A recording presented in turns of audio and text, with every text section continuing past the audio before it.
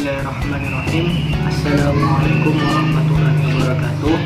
Perkenalkan, kami dari kelas Biologi B semester 2 jurusan Hadis Biologi YIN Syekh Nurjati Cirebon akan memaparkan materi mengenai ribosom. Perkenalkan, nama saya Sani Hardian dan nama rekan-rekan saya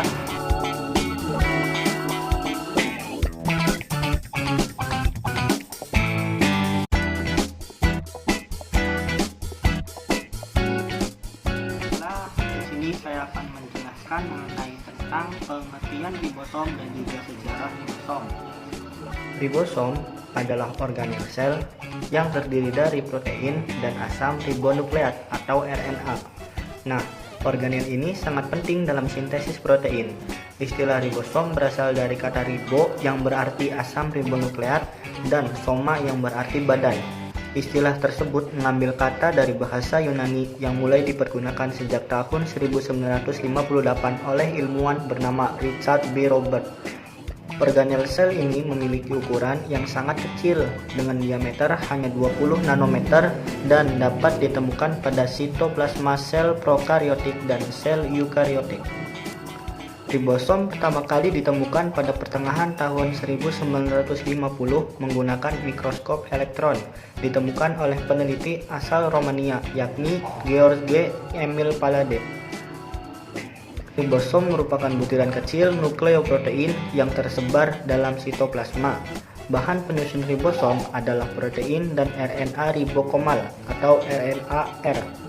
Ribosom ada tersebar bebas di sitoplasma dan melekat pada endoplasma. Fungsinya untuk melangsungkan sintesis protein.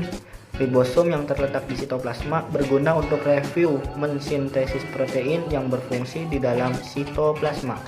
Sedangkan ribosom yang ada di endoplasma berguna untuk sintesis protein yang dihasilkan RE. Dari tadi kan kita udah sering banget nih nyebut-nyebut istilah ribosom atau organel yang namanya ribosom. Dimana ribosom ini tadi fungsinya adalah sebagai tempat terjadinya sintesis protein.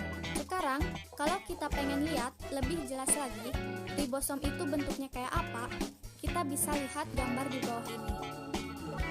Jadi ribosom itu kurang lebih bentuknya kayak gini, di mana ada yang namanya subunit kecil dan subunit besar.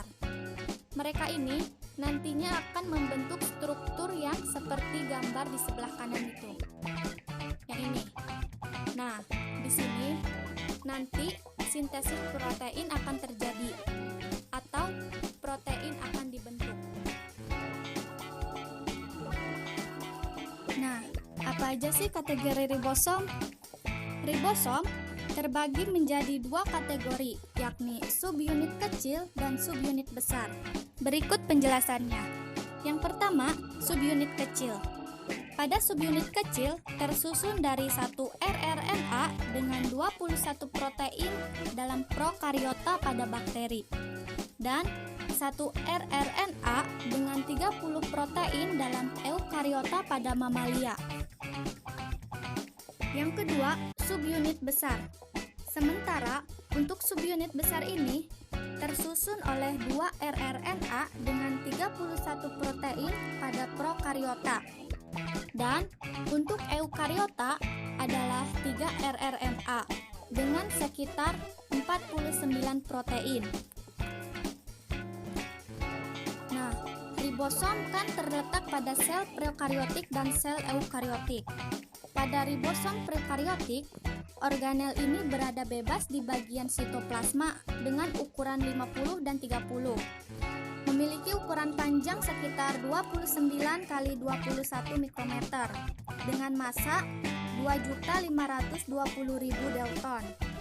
Sedangkan untuk ribosom eukariotik memiliki lokasi bebas pada sitoplasma dan terikat pada retikulum endoplasma. Ukuran ribosom pada sel eukariotik ini memiliki panjang sekitar 32 x 22 nanometer dan massa kurang lebih 4.220.000 Dalton. Tadi sebelumnya kan udah dijelasin apa itu ribosom dan apa yang terjadi di dalam ribosom. Di dalam ribosom terjadi proses sintesis protein. Apa itu sintesis protein? Berikut adalah penjelasannya. Tahukah kamu, sintesis protein itu terdiri dari 2 tahapan. Yang pertama transkripsi dan yang kedua translasi. Transkripsi di sini terjadi pembuatan salinan mRNA dari DNA. Dan pada translasi terjadi proses penerjemahan mRNA menjadi protein. Dan di sini sintesis protein bisa disimpulkan DNA menjadi mRNA dan mRNA menjadi protein. Proses yang pertama yaitu transkripsi.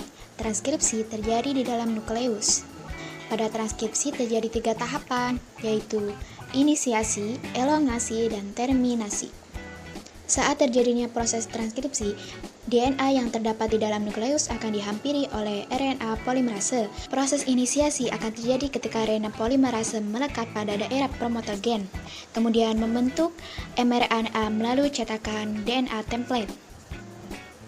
Sehingga yang harus diingat pada proses transkripsi ini yaitu adenin pada DNA berpasangan dengan urasil pada mRNA, timin pada DNA berpasangan dengan adenin pada mRNA, guanin pada DNA berpasangan dengan sitosin pada mRNA, dan sitosin pada DNA berpasangan dengan guanin pada mRNA. Selanjutnya yaitu proses elongasi di mana RNA polimerase mengarahkan pembacaan dari 5 ke 3 dan proses transkripsi ini akan berakhir ketika RNA polimerase sampai ke daerah terminator. Kemudian mRNA akan terbentuk dan mengandung 3 basa nitrogen. 3 basa nitrogen ini terkenal dengan nama kodon. Selanjutnya, mRNA atau kodon ini akan meninggalkan nukleus melalui pori-pori nukleus dan akan pergi menuju sitoplasma untuk melakukan proses selanjutnya yaitu translasi. Sebelumnya sudah dijelaskan tentang transkripsi. Bagaimana? Sudah paham? Sekarang saya akan menjelaskan tentang translasi. Gimana teman-teman? Sudah paham tentang transkripsi? Kali ini saya akan menjelaskan tentang translasi. Setelah menyelesaikan tahap transkripsi, mRNA yang berada di nukleus akan berpindah ke sitoplasma yang merupakan tempat ditemukannya ribosom. Hal ini dilakukan untuk melanjutkan tahap transkripsi.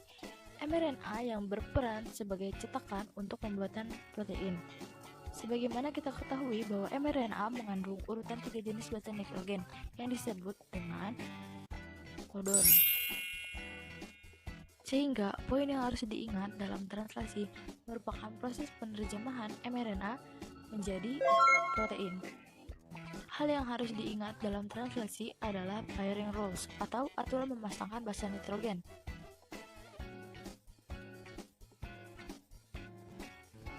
A pada mRNA akan berikatan dengan U pada tRNA, U pada mRNA akan berikatan dengan A pada tRNA, G pada mRNA akan berikatan dengan C pada tRNA, dan C pada mRNA akan berikatan dengan G pada tRNA. Sama halnya dengan transkripsi, translasi juga memiliki 3 tahapan, yaitu diantaranya adalah yang pertama yaitu inisiasi, yang kedua elongasi, dan yang ketiga adalah terminasi. Tahap inisiasi dimulai saat ribosom subunit kecil terikat pada mRNA. Ribosom subunit kecil ini akan bergerak dari arah 5 ke arah 3. Ketika sudah menemukan kodon AUG, tRNA akan membawa asam amino metionin dan antikodon UAC yang akan melekat pada mRNA.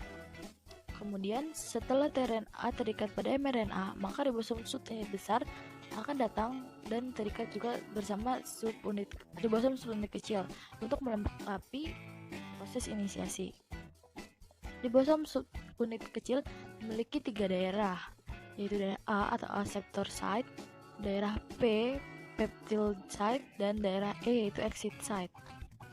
Saat terjadi proses elongasi, asam amino yang lain akan dibawa pada rantai mRNA oleh RNA transfer dengan membawa antikodon. Untuk mengetahui jenis asam amino apa yang mengkode kodon, maka kita dapat melihat pada tabel triple kodon. Misal, pada tabel kodon AUG, asam amino yang terbentuk adalah metionin. Begitupun seterusnya. Selanjutnya, asam amino yang baru ini akan memasuki daerah A, lalu ikatan peptida akan membentuk di antara kedua asam amino pada daerah P. Saat itu ribosom akan berpindah ke triplet codon lain yang di mRNA, sehingga tRNA yang sudah melepaskan asam aminonya akan berada di daerah E dan bersiap untuk keluar. Kemudian, daerah A pun bersiap untuk ditempati tRNA yang baru. Siklus ini akan terus berulang sampai tahap terminasi. Terminasi terjadi ketika salah satu 3 stop codon berada di daerah P. Codon ini dikenali oleh protein yang dikenal sebagai result factor. Saat rilis faktor memasuki daerah A, secara otomatis polipeptida ini akan rilis dari ribosom dan ribosom akan terpisah dan bersiap untuk melakukan translasi yang baru. Nah, polipeptida inilah yang dikenal sebagai protein.